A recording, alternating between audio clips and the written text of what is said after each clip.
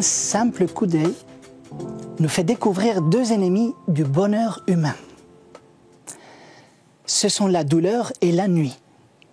Arthur Schopenhauer, le monde comme volonté et comme représentation. 1818. Alors quand Schopenhauer a dit cette belle phrase, on n'avait pas encore des robots, ils avaient été rêvés autrefois, et il manquait encore pas mal de temps avant qu'on commence à les fabriquer.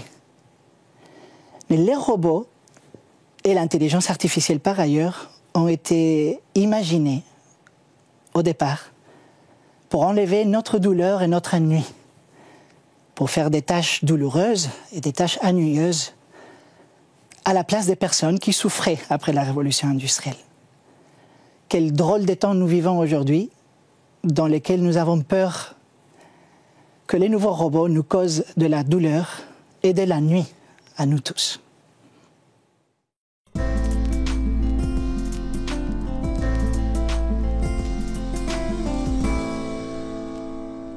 Gregorio Ameyugo, bonjour. Bonjour. Merci d'avoir accepté notre invitation. Je raconterai après comment on s'est rencontrés, mais d'abord je vous présente. Vous êtes le fils d'un marin espagnol qui travaillait pour l'OTAN. Et de ce fait, vous avez voyagé toute votre enfance. Vous êtes né en Espagne, puis vous êtes parti à 11 ans en Californie. Vous avez circulé dans le monde, et puis à 17 ans, vous vouliez devenir paléontologue, mais à 17 ans, vous avez été accueilli grâce à une bourse dans une université anglaise très prestigieuse, et vous êtes devenu l'expert mondial en propulsion électrique. Oui, ingénieur. À un moment donné. Ouais. Vous parlez 9 langues, dont le japonais. Et ça me fascine, parce que cette complexité de la langue japonaise, ça veut dire que vous avez été capable de vous décentrer pour vraiment absorber une étrangeté radicale.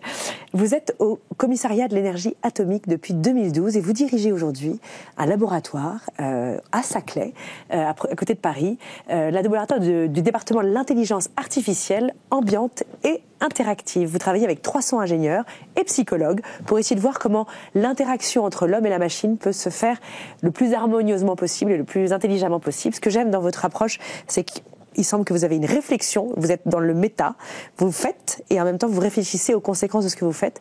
Et ça m'a semblé très précieux quand nous nous sommes rencontrés. Grâce à l'algorithme de Transavia, nous nous sommes rencontrés sur un siège d'avion pour aller vers Barcelone. C'était il n'y a pas très longtemps. Et je me suis dit que j'avais à côté de moi quelqu'un qui avait une vision assez claire de ce monde de l'intelligence artificielle qui m'échappe à moi personnellement de façon dans les grandes largeurs. Je dois très, très rapidement dire quelles sont les choses qui m'ont surprise dans vos innovations. Vous avez réussi à créer des exosquelettes de très haut vol. Vous avez réussi aussi à faire des robots qui vont dans les souterrains des canalisations à Melun, par exemple, dans les villes. Donc ça, c'est encore à l'état d'expérimentation, mais quand ça marche, c'est vraiment eureka. Vous avez aussi composé des tablettes tactiles pour aveugles, avec du braille en relief, donc, qui apparaît. Donc tout ça, c'est assez fascinant. Vous allez nous en parler. Vous avez 4 enfants ? Oui. 4 enfants que vous élevez à Paris. Et ma première question, Gregorio Ameyugo, c'est pourquoi êtes-vous en France alors que vous êtes si mal payé pour ces qualifications ? Et comme les meilleures choses de la vie, par le hasard le plus complet et le plus total. Et c'est Airbus, c'est le groupe Airbus qui m'a envoyé en France. Ils auraient très bien pu m'envoyer en Allemagne. Et ils ont dit, ça sera les hélicoptères d'abord à Marseille. Et il faudra prendre la langue déjà. Puis à Toulouse. Et puis Toulouse. Et c'est plutôt à ce moment-là que j'ai décidé d'être mal payé et de rejoindre le monde académique dans le CEA qui s'est avéré être un endroit fascinant. Fascinant parce que une sorte de laboratoire où l'intelligence sur tous ces sujets est extrêmement bouillonnante, j'ai l'impression. Complètement. Et avec une préoccupation éthique en permanence. Et justement, le département que j'ai l'honneur et la joie de diriger maintenant depuis presque 5 ans, c'est là où je suis né au CEA également, m'a toujours fasciné. Parce qu'on disait depuis le départ, intelligence ambiante, donc des systèmes intelligents qui commencent à être déployés un peu partout, comment faire que ça marche bien, comment faire que ça soit fiable, et système interactif, comment éviter que dans cette révolution numérique, on ne perde pas la personne au passage. Donc, dans nos valeurs fondateurs du département, il y a déjà une notion, je ne sais pas si on peut dire éthique, mais humaniste, certainement. Donc une capacité à se limiter dans nos possibilités d'innovation, c'est-à-dire on limite la performance technique au bénéfice de l'humain. Et finalement, je pensais que ça allait être ça et ce n'est pas le cas. Alors ? Puisque une fois qu'on s'est donné une direction, on commence à réfléchir et à phosphorer juste dans une direction différente. Et on arrive très souvent à avoir des performances inattendues par rapport au système d'intelligence artificielle mainstream, par exemple, à l'aide de l'humain.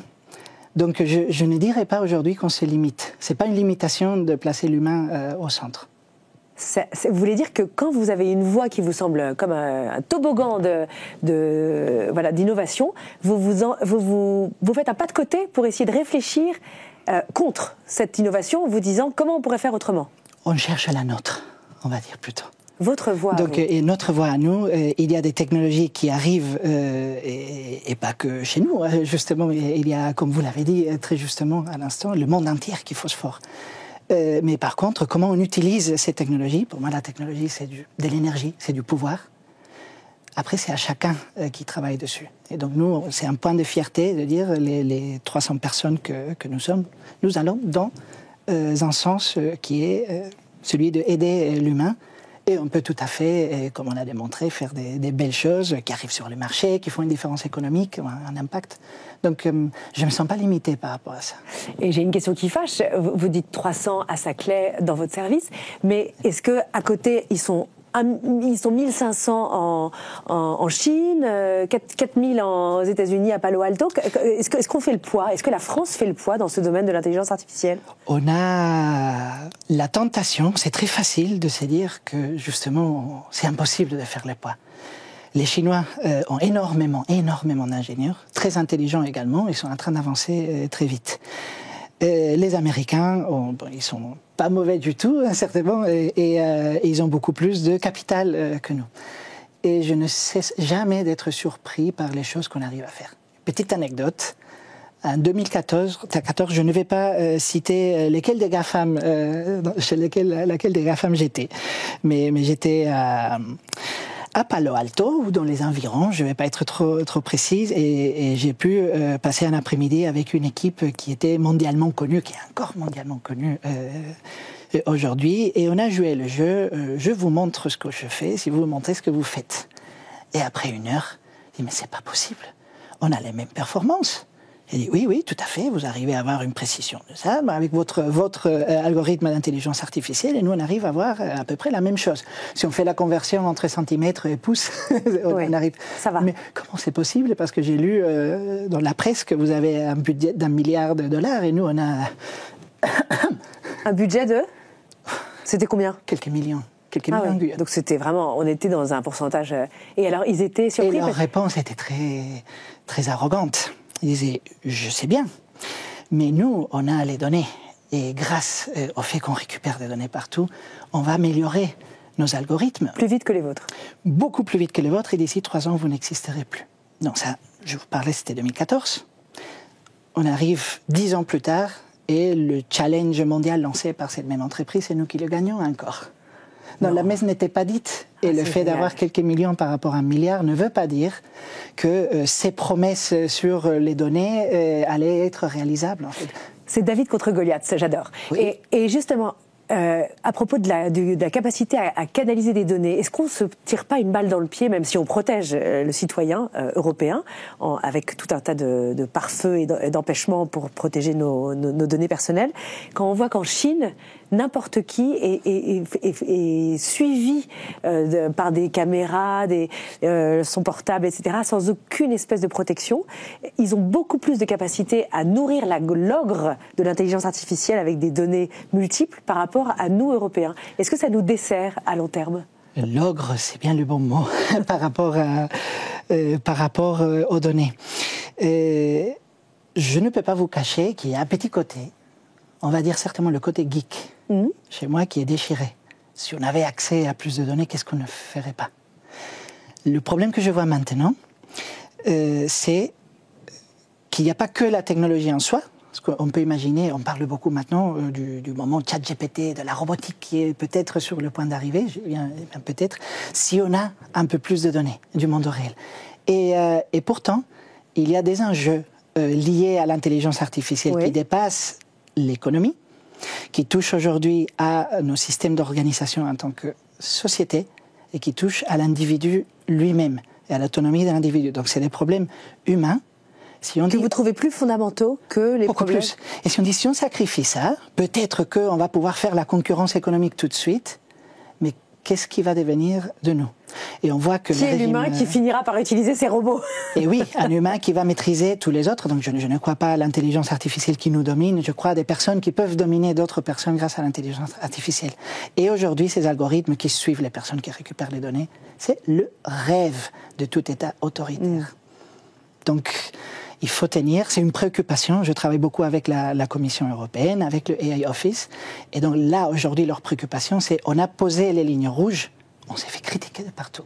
Et il faut les tenir pour vous. Il faut les tenir, mais il faut voir de quelle façon on est capable de les décliner, pas forcément de les assouplir, mais d'une façon qui permette à nos entreprises de rester concurrentes. C'est le grand débat qu'il y a aujourd'hui, ces jours-là, dans les couloirs à Bruxelles. C'est un sacré dilemme. Je suis ravie d'en parler avec vous. Vous venez avec moi? Bien sûr.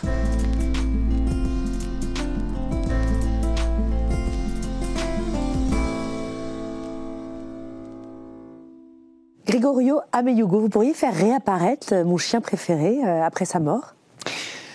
Je ne sais pas si c'est une bonne idée, mais aujourd'hui, c'est techniquement faisable. Vous avez gagné, votre laboratoire a gagné les gants haptiques, le concours des gants haptiques, les meilleurs du monde. La conférence de réalité étendue de l'IEEE, très prestigieuse, il y a quelques semaines de ça, donc le meilleur démonstrateur du monde, en effet, des gants haptiques pour permettre aux gens de toucher des choses qui n'existent pas. Donc je peux caresser mon chien grâce à ces gants, sentir son poil. Si on modélise le chien, on peut le toucher, même si le chien n'existe pas, ou même si le chien n'existe plus. Et on le voit en réalité virtuelle, par exemple. Et donc vous diriez qu'il y a des endroits où des personnes pourraient faire réapparaître leur mari, les personnes qu'ils ont aimées, qui sont morts, et il y aurait une demande pour ça. Qu'est-ce que vous répondriez? Il y a certainement une demande.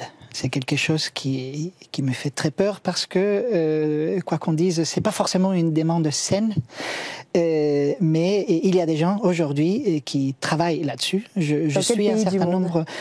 Aujourd'hui, il y en a beaucoup. Il y a des startups aux États-Unis et il y a des startups en Asie qui le font, mais ce rêve, je l'ai déjà rencontré il y a 10 ans, parce que la demande était là.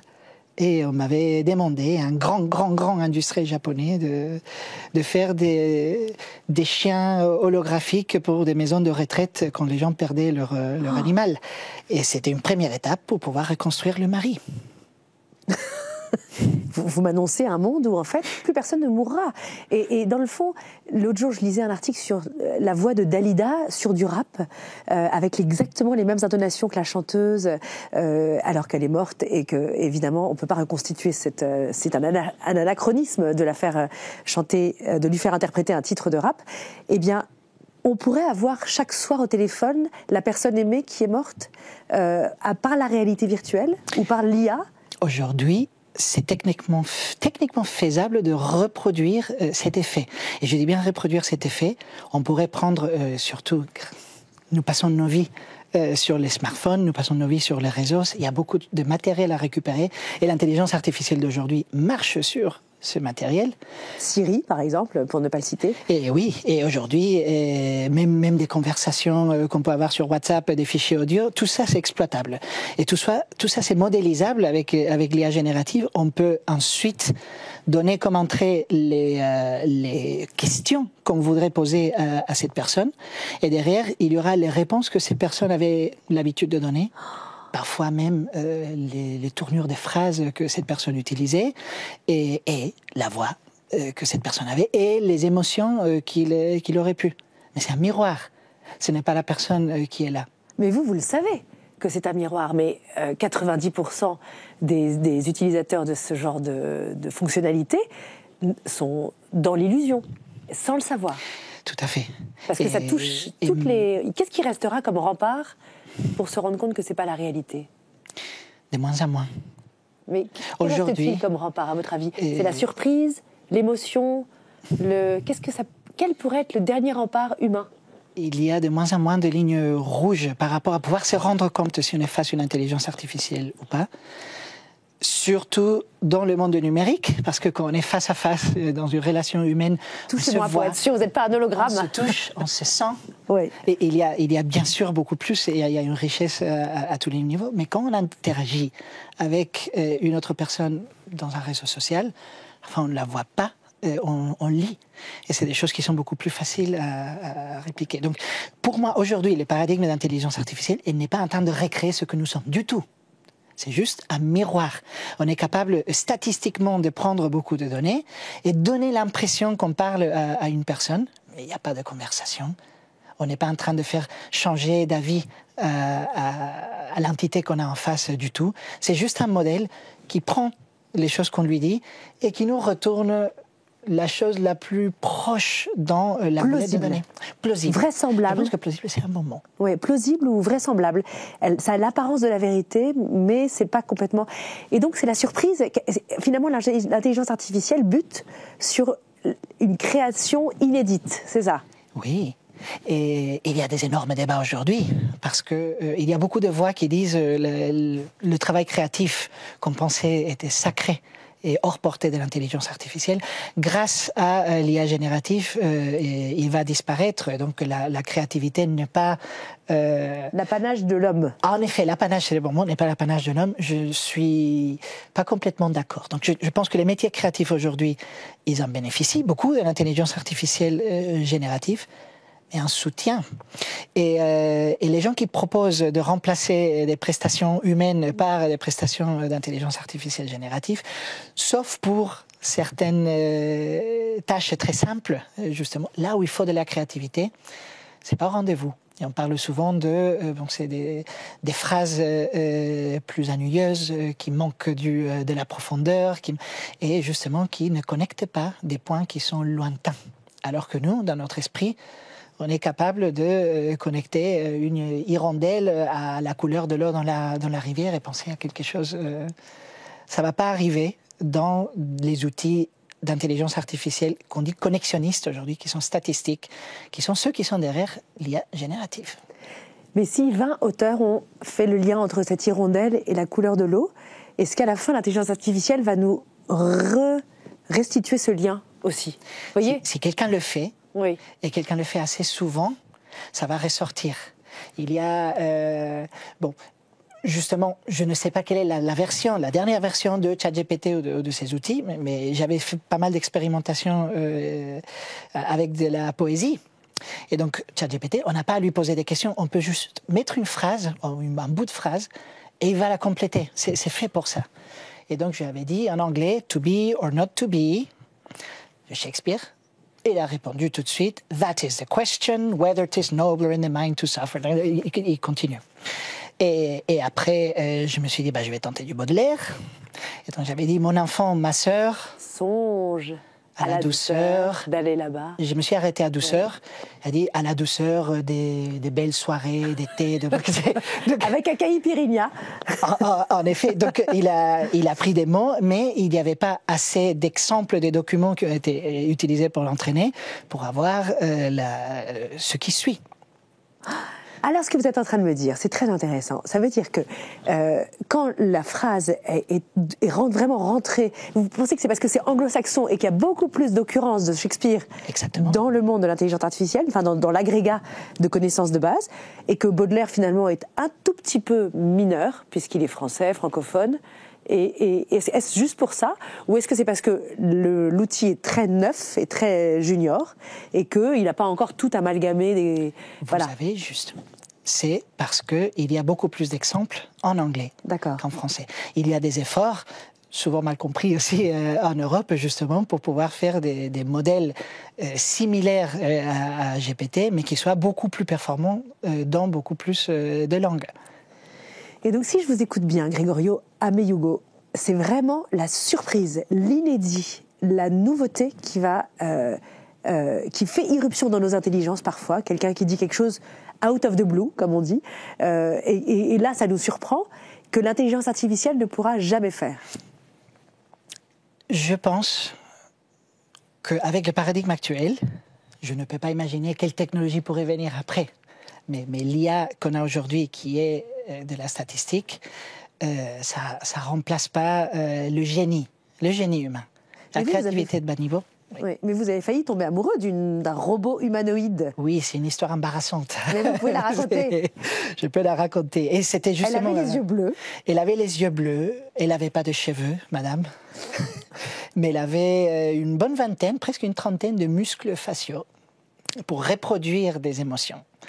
Et elle avait un chatbot derrière qui était très fluide.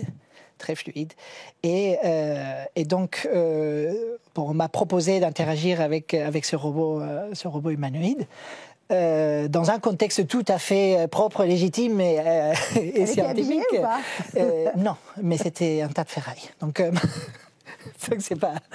Cette conversation m'échappe un peu. Continuez.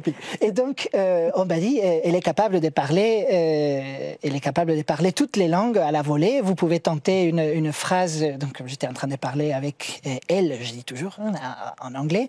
Et donc, je me suis dit, je vais tenter une phrase en grec. Et donc, je lui ai dit quelque chose comme, il s'est polyomorphie, tu es très belle. Et à ce moment-là, le robot se retourne vers moi et me regarde un peu comme ça, me fait des gros avec yeux, un air coquin. Avec un air très coquin, et donc elle clignote, et elle me répond en anglais, et vous essayez de flirter avec moi parce que ça marche. Et là, j'ai senti des papillons dans l'estomac. Et je me suis dit, c'est pas bon. C'est dangereux. Comment ça se fait que je ressente ça? L'ingénieur qui était derrière, il regardait le PC, il dit, vous lui avez parlé en grec? Lui, c'était le technicien de l'affaire. Ben oui, en effet. Mais vous étiez dans une romance qui commençait, quoi. Peut-être bien. Et bon, pour la petite histoire, après, elle est devenue jalouse d'un autre robot. Cette fois-ci, un robot américain c'est vrai ce que vous dites. Oui, on peut vraiment inoculer des émotions humaines. Je ne peux pas les montrer sur antenne, mais j'ai les photos du robot qui interagissait avec l'autre en disant peut-être qu'il est plus capable que moi, mais je suis plus belle. C'est ce qu'a dit le robot. Mais c'est le grand remplacement, ce que vous me décrivez. C'est pas du tout le grand remplacement, comme on le dit. C'est là, on va être remplacé par ces machines. C'est pas des relations humaines. Mais comment vous pouvez en être si sûr? Parce que finalement, elles font le boulot. Elles vont être amoureuses, elles vont être jalouses, elles vont pouvoir regarder et cligner des yeux. Et on va devenir très philosophique maintenant. Donc, dans une relation amoureuse, il y a une première phase dans laquelle on projette beaucoup d'idées sur l'autre personne. On vient de rencontrer la personne, on tombe amoureux, on imagine beaucoup de choses, et si cette personne nous fait sentir bien et nous fait sentir important, ce qui est très très facilement faisable avec l'intelligence artificielle, on peut tout à fait développer des sentiments pour quelque chose qui est inerte. Et dans une relation humaine, les deux personnes, en interagissant, ils changent leurs idées, ils découvrent peu à peu quelles sont les valeurs, quelles sont les choses qu'il y a derrière l'autre personne. C'est pas ce qui se passe du tout avec un modèle d'intelligence artificielle. Donc c'est très dangereux, parce que ça peut faire tomber amoureux des pas personnes nourrir solitaires. l'amour. En effet. Parce que la deuxième phase de l'amour, c'est après une relation d'égal à égal. Le vrai, qui rend libre. C'est lui qui dure. Alors, aujourd'hui, grâce en partie malheureusement au monde très numérisé et avec beaucoup d'écrans interposés que nous avons, il y a beaucoup de gens très solitaires. Et il y a déjà du business qui se fait aux États-Unis, mais pas que. Des personnes, même des personnes célèbres de certains domaines. Je peux être ta petite amie pour quelques dollars par mois. Et c'est un chatbot entraîné par la personne qui va donner à l'homme solitaire l'impression que il est en bonne compagnie. En bonne compagnie, et qu'il se souvient de son nom, et se souvient donc il lui demande des choses. Donc c'est dangereux parce que ça va pas nous remplacer, mais il y a déjà des gens qui gravitent vers ça à la place de vraies relations. Et surtout que ça enlève toute la partie qui fait peur dans la relation interpersonnelle, qui est l'aléa, les humeurs, l'incertitude. Il n'y a pas d'enjeu, oui. Oui, là, il n'y a pas d'enjeu, il y a quelque chose de très... On peut aller à maximum vers le robot, puisqu'on sait qu'il ne va pas nous faire de mal. À la fin, qu'on peut le débrancher s'il nous ennuie. Donc dans le fond, et ça en soi, c'est dangereux. C'est un peu un rêve inconscient, ça, de toute personne. Et un rêve dangereux. Parce que derrière, quand nous sommes face à un humain, nous nous mettons nous-mêmes des barrières. Et si on prend l'habitude d'interagir avec une machine qui n'a pas de sentiments, bon, il y a le film Das Experiment, il y a plein de littérature qui montre que ça peut dérailler. Donc ça peut être dangereux même pour notre psyché de pouvoir interagir avec ces esclaves quelque part inertes qui ne vont pas se plaindre de notre comportement.